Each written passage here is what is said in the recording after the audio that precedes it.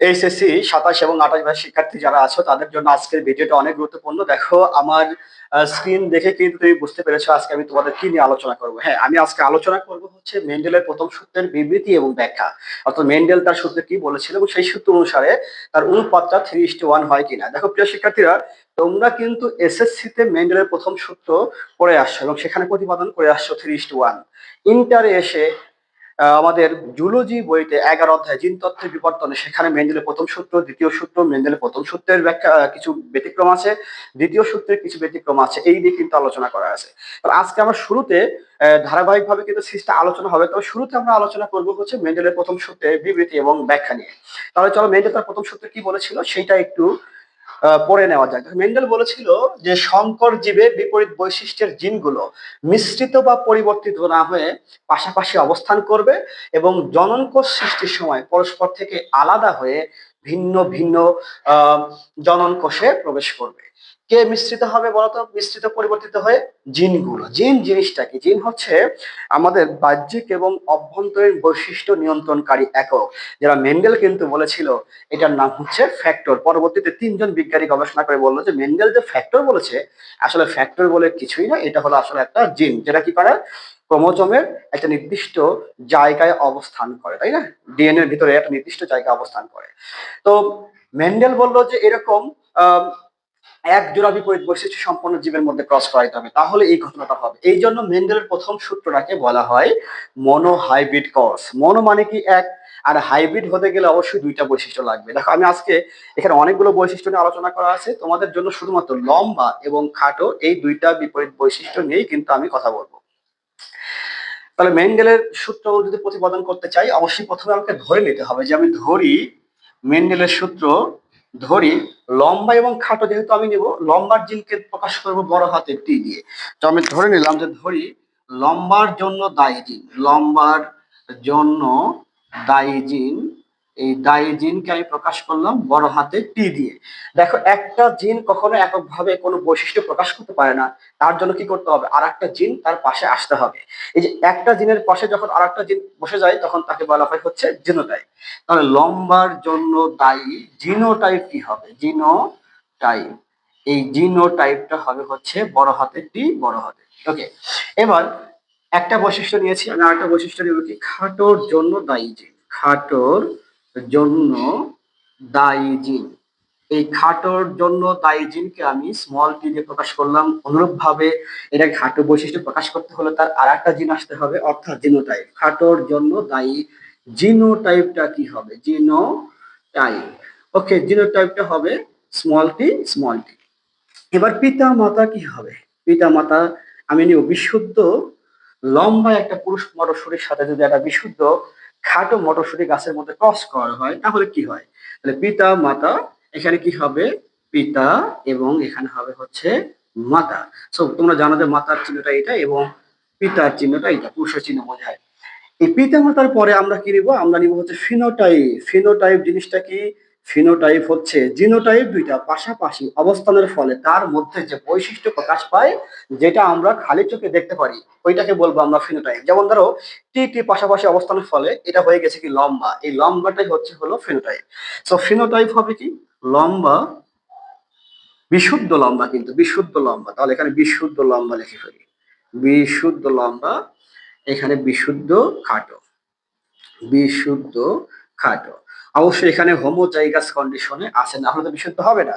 তাহলে ফিনোটাইপের পরে লিখবো আমরা হচ্ছে কি? জিনোটাইপ। ফিনোটাইপের পরে লিখবো জিনোটাইপ। দেখো তো লম্বার জন্য যে জিনোটাইপ সেটাকে কি দিয়ে প্রকাশ করছিলাম? বড় হাতের টি, বড় হাতের টি দিয়ে। এবং খাটোর যে জিনোটাইপ সেটা কি ছিল? Small tea, small tea. এর পরের স্টেজটা কি হবে? ফিনোটাইপের পর জিনোটাইপ, জিনোটাইপের পর আমরা গ্যামেট তৈরি করব, গ্যামেট। দেখি গ্যামেট কি তৈরি হয়। সো এখানে তুমি চাইলে একটা গ্যামেট এখান থেকে একটা গ্যামেট তৈরি করতে পারো, কারণ এর বাইরে তার কোনো গ্যামেট নাই। আমি এখানে চারটা গ্যামেটই তৈরি করে দেখাচ্ছি, যেখানে কি হবে? দুইটা গ্যামেট তৈরি হবে। সো এখানেও কি হবে? দুইটা গ্যামেট তৈরি হবে। এবার এদের মধ্যে যদি ক্রস করি তাহলে F1 বংশধরে কি হয় দেখো, এটার সাথে এটা ক্রস করলে কি হবে? বড় হাতের টি, ছোট হাতের টি। এইটার কাজ শেষ। এইটার সাথে দ্বিতীয়টা ক্রস করাবো, বড় হাতের টি, ছোট হাতের টি। ওকে, এবার এটার কাজ শেষ। এই টি দ্বারা এই দুইটাকে ক্রস করবো, তাহলে এটার সাথে যদি ক্রস করে ফেলি তাহলে কি হবে? Capital T, small tea. এটার সাথে এখন এইটা যদি ক্রস করি তাহলে কি হবে স্মল টি স্মল টি। এবার তুমি খেয়াল করে দেখো আমরা কিন্তু বলছিলাম বড় লেটার গুলোকে অবশ্যই আমরা প্রকট ধরবো আর স্মল লেটার গুলোকে প্রচ্ছন্ন ধরবো। প্রকট কারা? প্রকট জিন কারা? যে জিনগুলো F1 বংশধরে প্রকাশ পায়, আর যেগুলো প্রকাশ পায় না সুপ্ত অবস্থায় থাকে নেক্সট জেনারেশনে গুলো প্রকাশ পাবে সেইগুলোকে বলবো আমরা হচ্ছে প্রচ্ছন্ন বৈশিষ্ট্য। এই প্রকট প্রচ্ছন্ন জিনোটাইপ ফিনোটাইপ নিয়ে আমি কিন্তু আমার পূর্ববর্তী ভিডিও দিয়েছি, সেখানে তোমরা ক্লাসটা দেখে আসবে।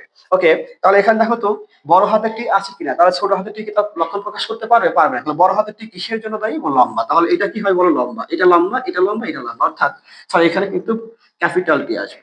তাহলে এখানে কি হবে? সবগুলো লম্বা, সবগুলো লম্বা। এবং একটা জিনিস মনে রাখতে হবে যে F1 জেনারেশন সর্বদাই মিশ্রিত বা সংকর অবস্থায় থাকে। দেখো ক্যাপিটাল টির সাথে স্মল টি, তার মানে সংকন অবস্থায় আছে। তো এইগুলো কি? এইগুলো হচ্ছে F1 বংশধর, এইগুলো হচ্ছে কি F1 বংশধর। ওকে, এবার আমরা যদি F2 জেনারেশনের ক্ষেত্রে যাই, এখানে মেন্ডেল তো বলছিল যে পাশাপাশি অবস্থান করবে। দেখো টির পাশে স্মল টি, তাহলে প্রথম বংশ F1 জেনারেশনের জিনগুলো পরিবর্তিত বা মিশ্রিত হয়ে পাশাপাশি আহ পাশাপাশি অবস্থান করে। পরবর্তীতে কি F2 জেনারেশনের ক্ষেত্রে পিতা মাতা কি হবে? পিতা মাতা হবে হচ্ছে F1 জেনারেশনের যে কোনো দুইটা জীবের মধ্যে আমরা ক্রস করবো। তার মানে কি পিতা মাতা হবে F1 এর সাথে F1 টা আমরা ক্রস করে ফেলবো। তাহলে অনুরূপ ভাবে কি হবে এখানে জিনোটাইপ? জিনোটাইপটা কি হবে দেখো তো? জিনোটাইপ হবে F1 এর একটা জীব কি টি স্মল টি, এখানেও কিন্তু টি স্মল টি। তাহলে জিনোটাইপের পরের স্টেজটা কি? জিনোটাইপের পরের স্টেজ হচ্ছে গ্যামেট তৈরি করতে হবে। ওকে, তাহলে আমরা গ্যামেট তৈরি করে ফেলি। তাহলে গ্যামেটে কি হবে? এখানে দুইটা গ্যামেট তৈরি হবে, এখানেও একটা। দেখো দুইটা গ্যামেট তৈরি হয়ে গেছে। এবার এখানেও যদি আমি ক্রস করাই তাহলে কি ঘটনা ঘটবে? এটার সাথে প্রথমে দুইটা ক্রস করে ফেলবো, তাহলে টি এবং টি, এইটির সাথে এইটার ক্রস করে ফেলবো, তাহলে এটা কি হবে? টি স্মল টি। এখানে এটার সাথে ক্রস করব, ক্যাপিটাল টি স্মল টি, এই দেখো চলে আসছে স্মল টি স্মল টি। এখন বলতেছে যে আমার সাথে তো প্রকট জিন নাই, যদি আমার সাথে প্রকট জিন নেই থাকে না থাকে তাহলে আমি আমার বৈশিষ্ট্য প্রকাশ করতে সক্ষম। তার মানে কি এটা হবে কি খাটো, এইটা হবে খাটো, কারণ এখানে কোনো প্রকট জিন নাই। আর বাকিগুলোতে সবগুলোর সাথে কি আছে দেখো? প্রকট জিন আছে। তার মানে এরা কি লম্বা খাটো হতে পারবে না? এরা হবে সবগুলো হবে কি বলতো? তিনটা হবে হচ্ছে লম্বা। তার মানে জিনোটাইপিক অনুপাত, ফিনোটাইপিক অনুপাত কি হয় বলতো? ফিনোটাইপিক অনুপাত, এই ফিনোটাইপিক অনুপাতটা আসলো আমার হচ্ছে লম্বা ইস্টু খাটো। তাহলে লম্বা এবং খাটো জিনোটাইপিক অনুপাতটা কি হবে? জিনোটাইপিক অনুপাতটা আসবে হচ্ছে লম্বা কয়টা? তিনটা, আর খাটে কয়টা বলে? একটা। দেখো আমার কিন্তু মেন্ডেলের প্রথম যে সূত্র ছিল সেই সূত্র অনুযায়ী 3:1 কিন্তু প্রতিপাদন হয়ে গেছে। তাহলে তোমরা যদি এইভাবে পরীক্ষার মধ্যে লিখে আসতে পারো, একদম 3 থাকলে 3 অথবা 4 যদি দিয়ে দেয় তাহলে 4, ম্যাক্সিমাম ক্ষেত্রে 3 দিয়ে দেয় তাহলে 3 মার্কস কিন্তু অনায়াসেই পেয়ে যাওয়া।